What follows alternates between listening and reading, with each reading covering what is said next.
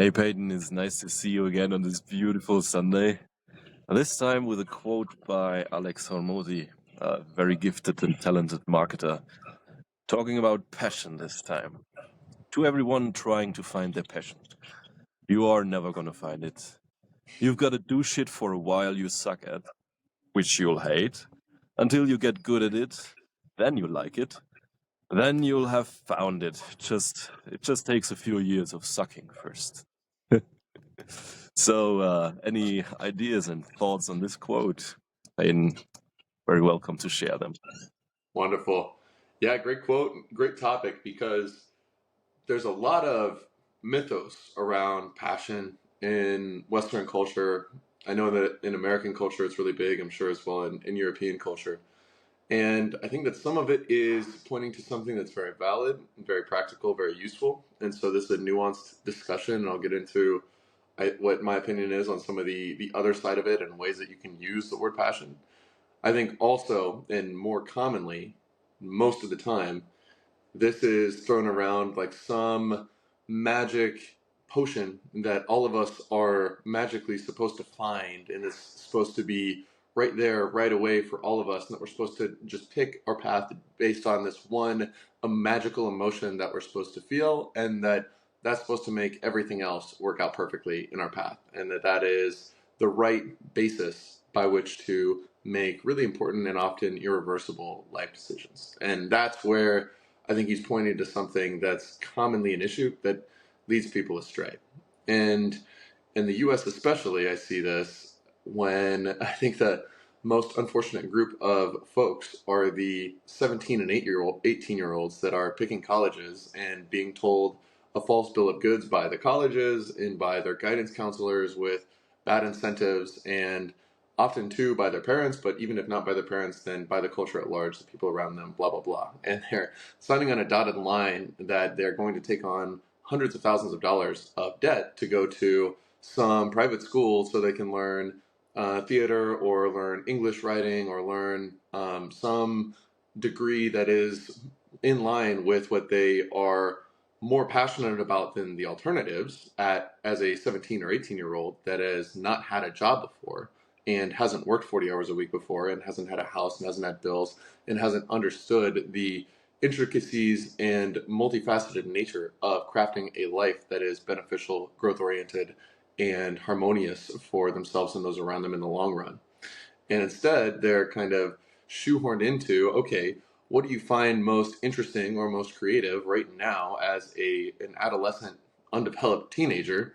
And let's get you into this path where you're potentially not picking up skills that are marketable in the real world and encumbered by debt that can't be lost even if you declare bankruptcy, even if you are in a complete emergency and can't get employed because you were told to quote unquote follow your passion, even if there's not an economic demand for it.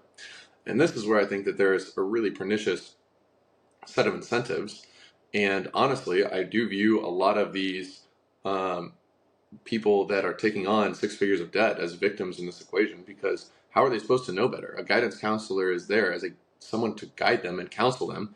And a lot of times those guidance counselors, speaking from experience included, they were telling me to go spend $60,000 a year and go to Wake Forest instead of going to a public university in my state where it was free to go. And it would have been a horrible decision. And they were avidly telling me to do this because they wanted to see a little bit more prestige on their list of colleges that they could brag about, and that would potentially make them shine in a better light and they wouldn't have to bear any of the cost.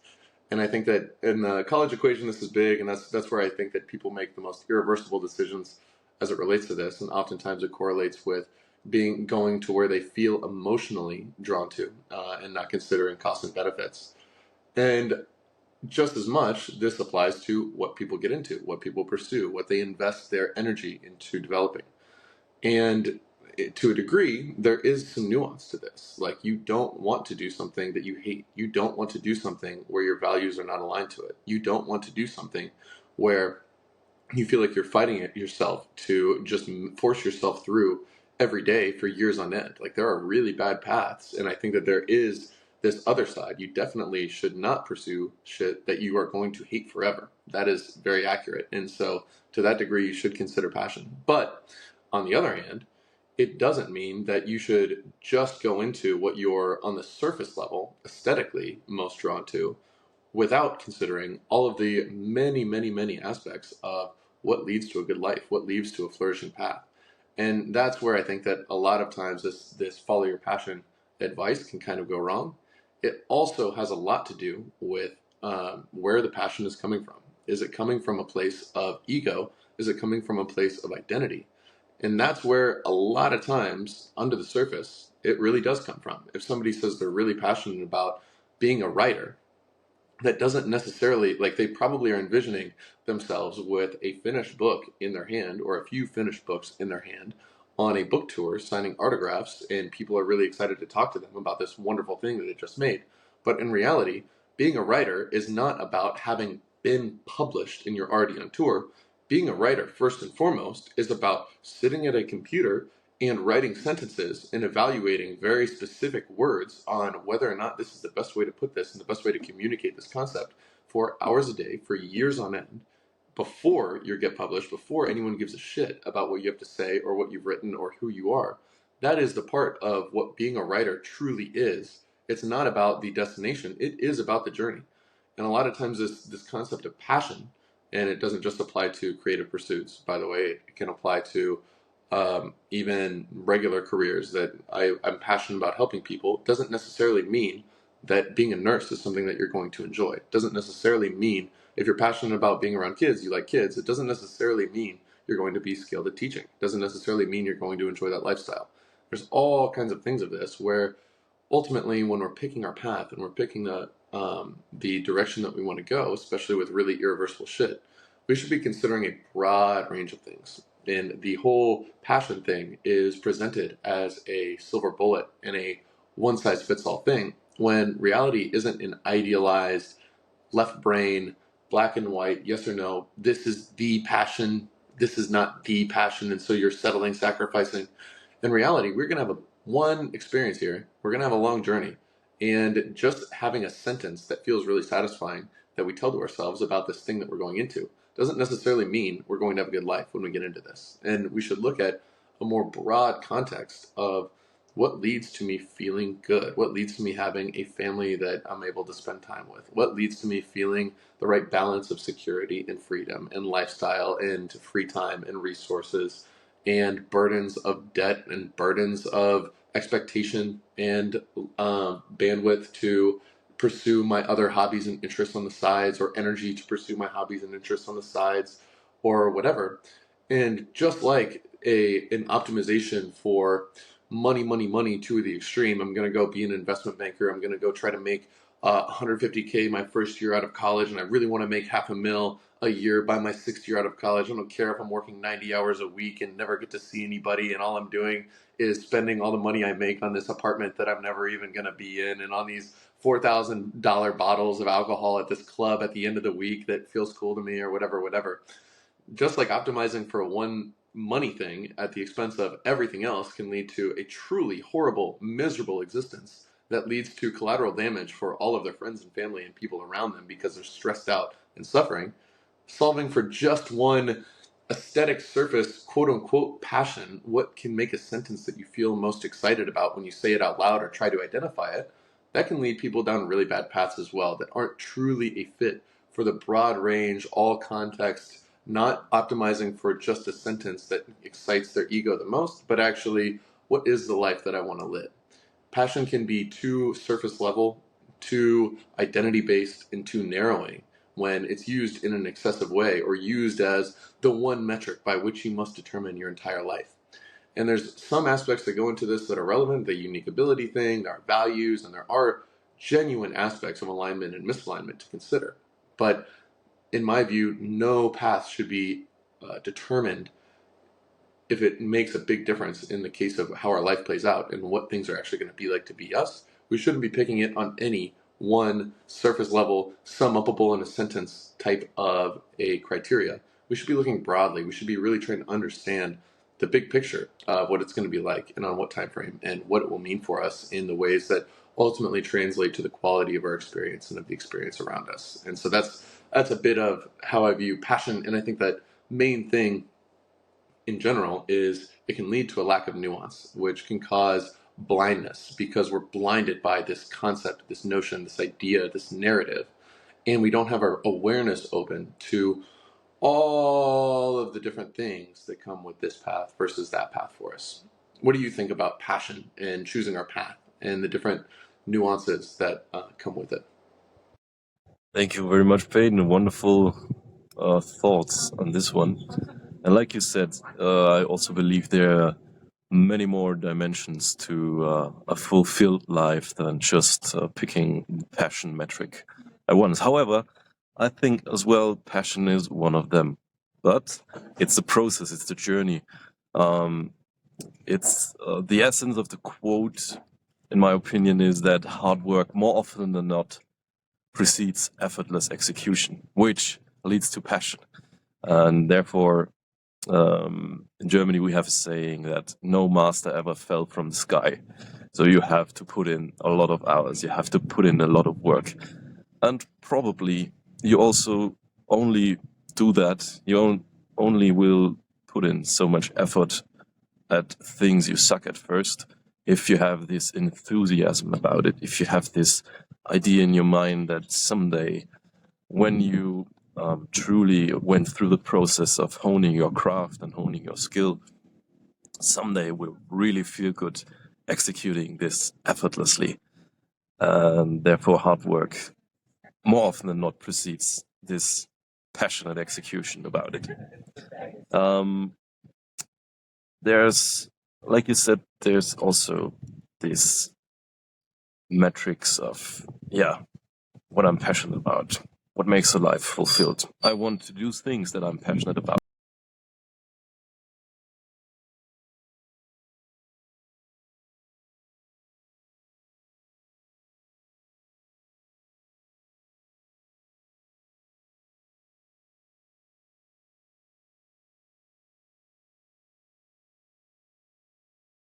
Okay, back.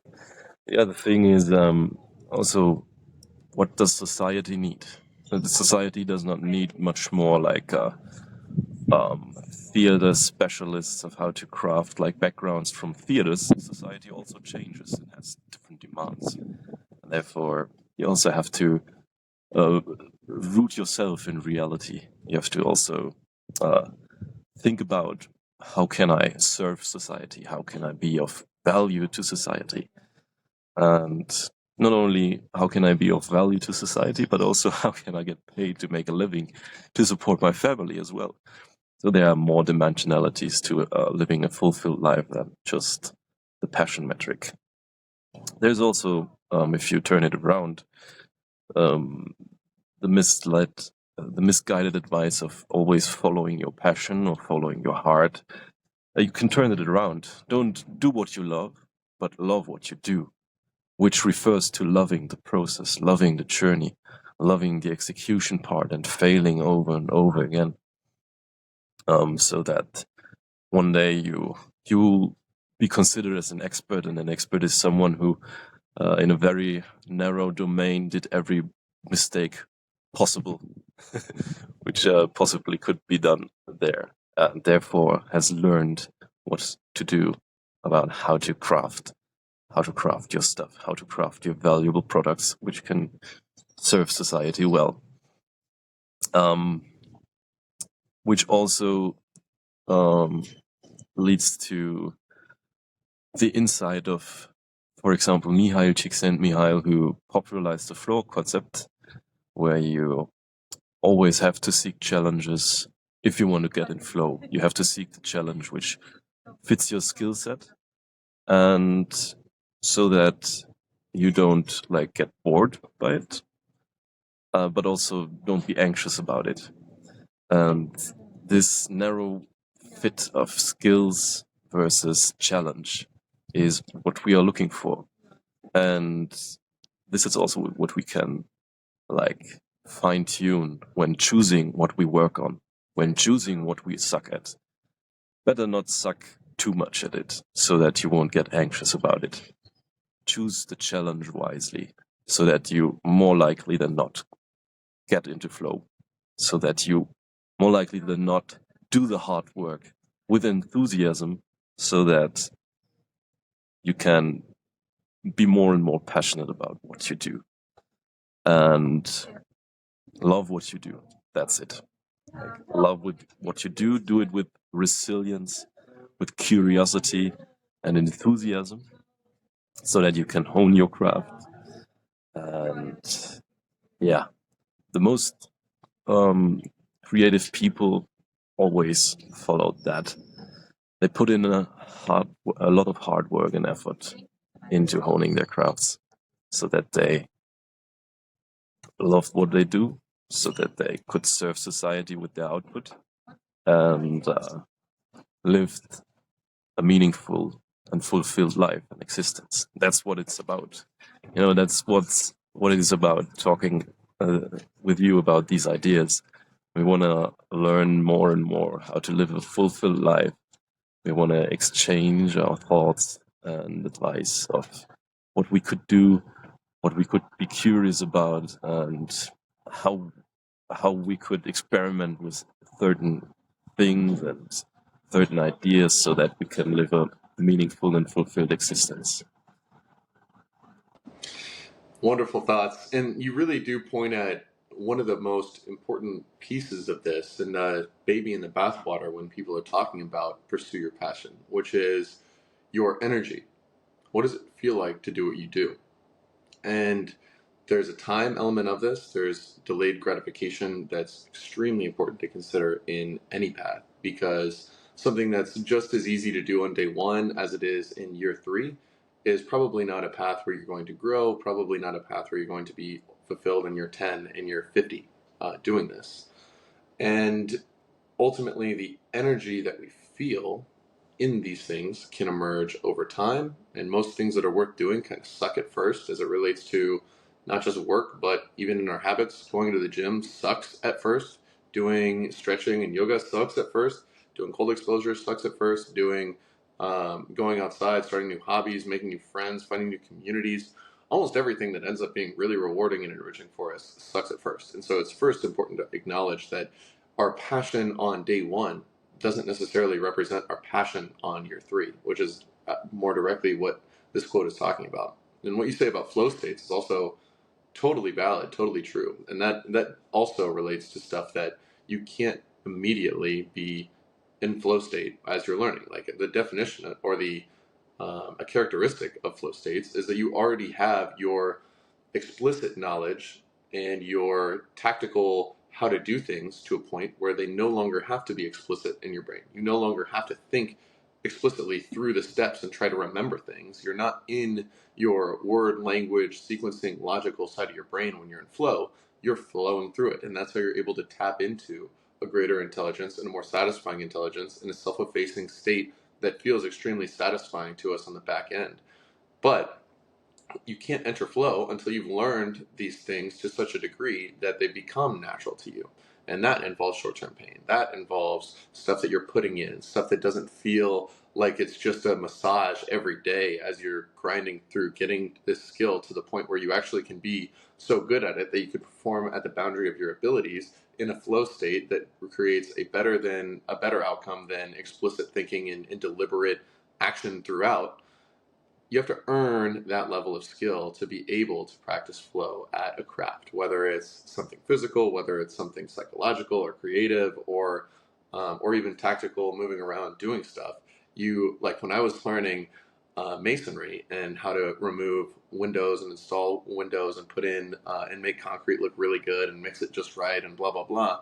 At first, I was playing with this trowel. And I'm like, fuck, I did that too hard. Oh, am I using the wrong trowel? I'm bumping up against this. Do I need to remember this other step? What's the other thing I should be thinking of? Did I remember to do this? Blah blah blah. And it was like stressful. I didn't like it at all at first, and it was uncomfortable and this and that. And then within 6 months of me doing this several times a week, I loved it, and I was like, oh yeah, I can just get out there and I can just play around with this and have a feel for it. And I was in flow, and it was satisfying. And I was so much better at the end, and it started to be something that it was like a respite for me from my day to day like managing people side of things. I just really wanted to get outside and put some windows in with a trowel because I loved it and I was in flow.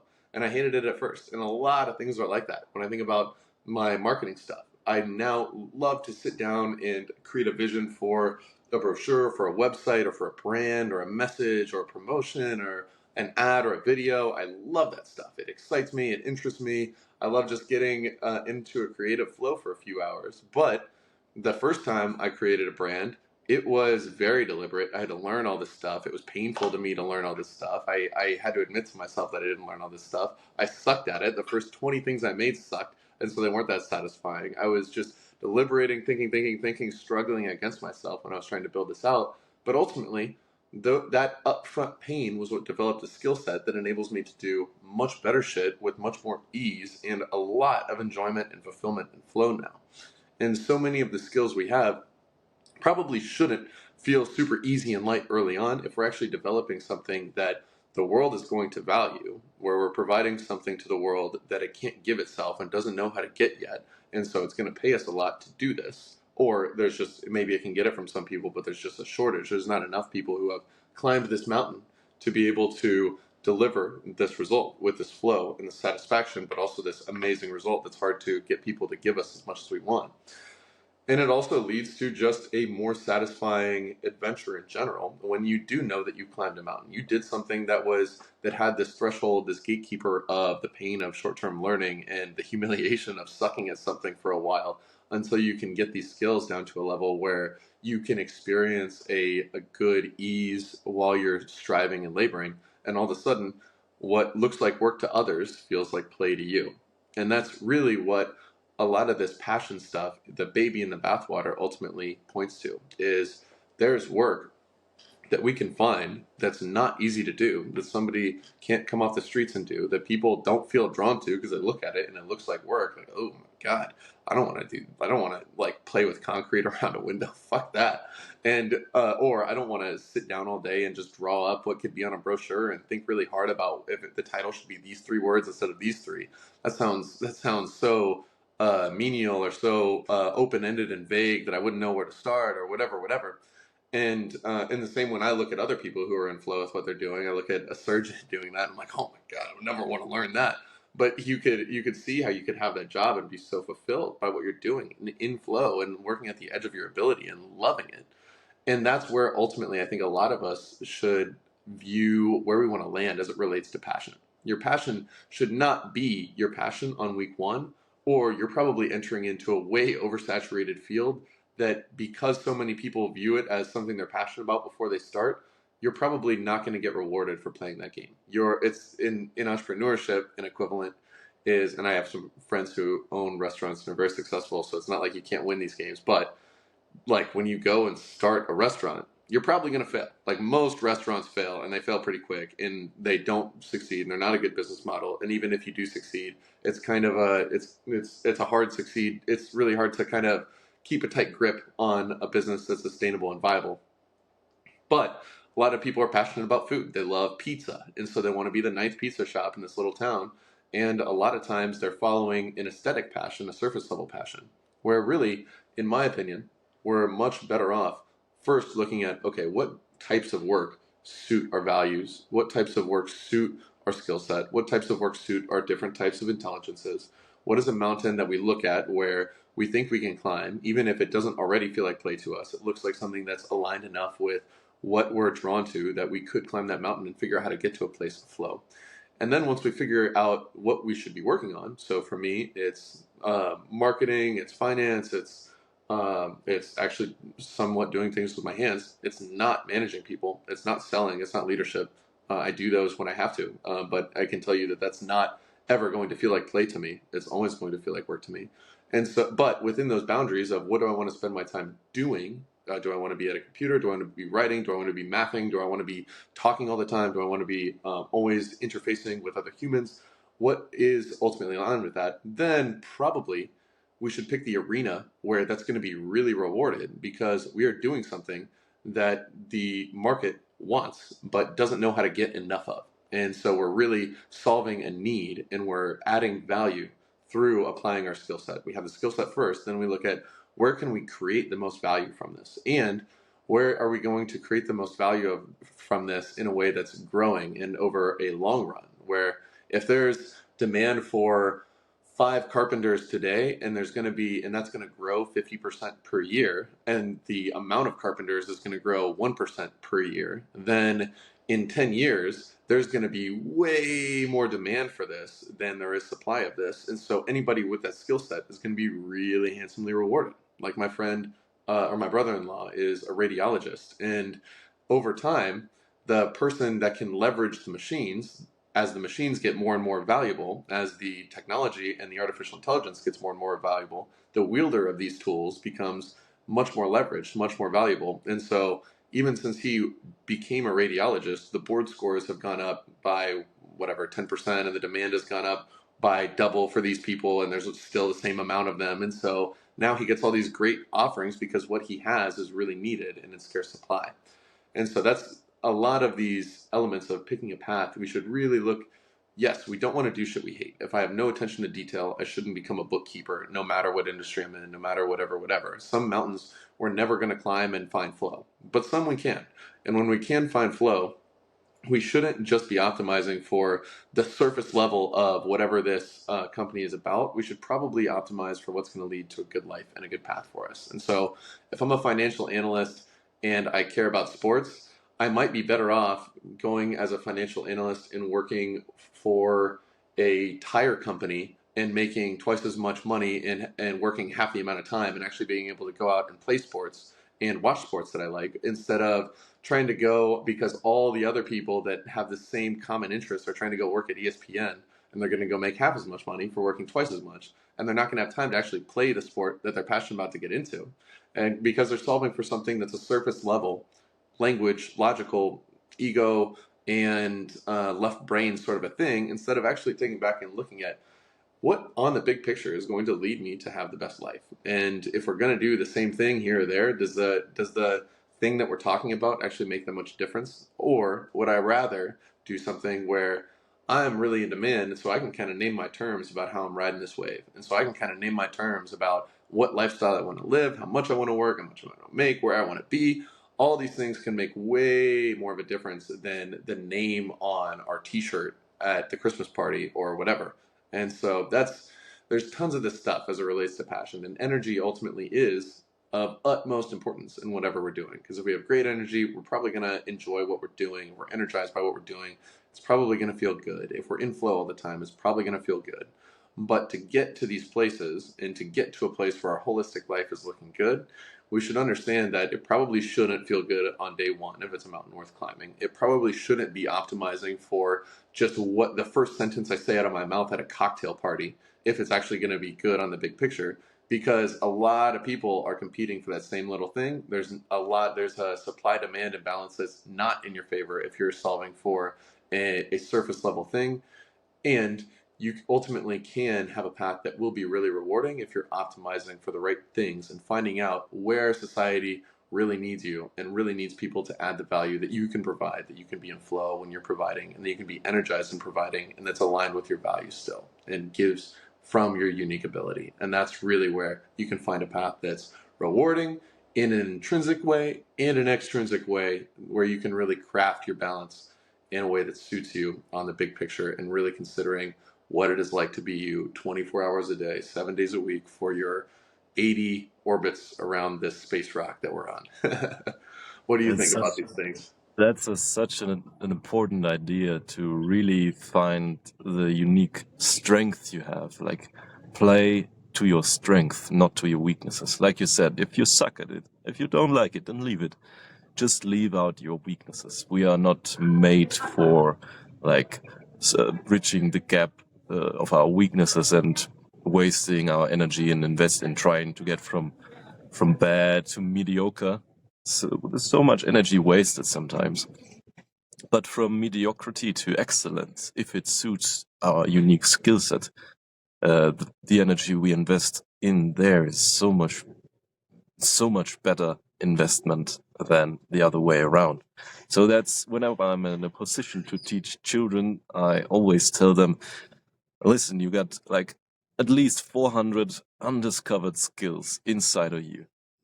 Unique, you are unique, and your talents, it's your job to discover them through experimentation. Be curious about what it feels like when you do something like sports, like arts, like reading, writing, whatever. Be curious about how it feels, and then develop the resilience in trying to pursue more of that what felt like it suits you, like it fits you, like you're uniquely good at pursuing. So it should not be easy, like you said. It should be a challenge, but it should be made for you. It should be a fit for your unique skill set, so that you can actually bridge the gap of despair whenever it feels like you won't be able to continue and so on. So there's always this dip.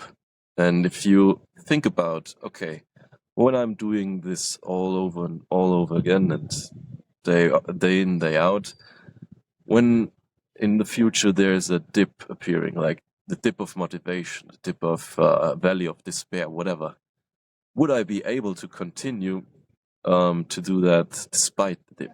And if I think to myself, probably not, then probably it's not worth even starting.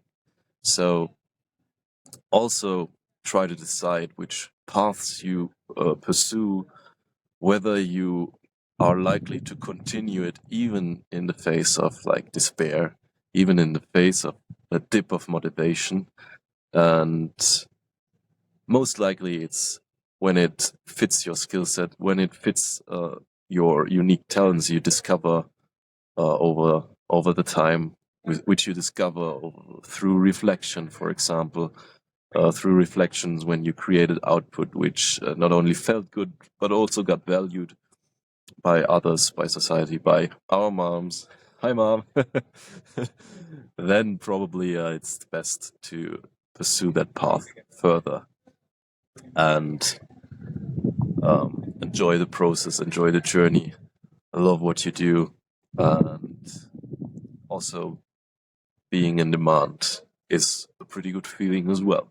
So these multidimensional discussion about passion also points towards what society needs and wants, what you're unique good at, what you can get paid for to make a living, and so on. So there's more to it than just passion. And there's also more to it than just loving what you do, but doing not. There's also more to it than just doing what you love, loving what you do. It's about the process. It's about the journey. So curiously discover what you're uniquely good at, and persistently and enthusiastically try to discover the even narrower domains, the even narrower fields which suit these unique skills. And probably this will lead to a more fulfilled existence than only doing what you love and being a theater background painter or something. Not that it's not valuable, but if the demand and the supply does not fit, this also will reflect in the amounts you can earn to make a living for that. So may we discover what we are good at, what we can be passionate about, even if we find ourselves in the valley of despair. May we put in a lot of hard work and effort into the things we believe we are good at, into the things we believe we will be able to create effortless output. May we be resilient in loving the journey and loving what we do in the process. No doubt. Yep. Any mountain that's worth climbing is going to have some discomfort and pain along the way. And the rewards of climbing these mountains oftentimes come from staking it out, going the distance, and being grounded in a big picture mission and vision for yourself instead of being thrown around by the whims of our emotions and fancies that come and go and the motivation that comes and goes. The discipline, the why, the vision, that can be a bedrock that can last us throughout this. And it's a great admonition to not just do what we love, but to love what we do. That's something to be intentional about, and understanding that if we're here, we might as well do what's within our control to love it. And if we do, we'll have better energy, we'll have better flow, we'll have better results. And that's something that I'm definitely going to be intentional about this week, and just take a look at, bring an awareness to how can I lean into the things that I find flow with. How can I understand these equations and really um, find my passion in where I'm at and leverage it in order to accomplish the mission. So That is such a valuable idea. And yesterday, I went on top of the volcano Acatenango in Guatemala, and it was not easy to go there. But slow and steady wins the race. Like putting one foot in front of the other, and doing it with regularity and breath, and always showing up, always putting the feet in front of the other, even if it's hard, even if it sucks sometimes, even if you don't sleep, even if you like hike for more 4 hours or for even 5 hours more, whatever. It's the view. Why we do it? It's the view. It's the view on top. It's the awe and amazement we feel when we created the output, when we experience how it feels like to be on top of the things we wanted to climb on top. So better choose the right mountains to climb so that we have a beautiful view. agreed. Hopefully some cool lava eruptions too. Yeah. Right on, man. Great Well, talking to you. I enjoy talking about these things, and I will see you same next here. week. See you next week, Peyton. Appreciate you, man. Likewise. Bye See you bye. later.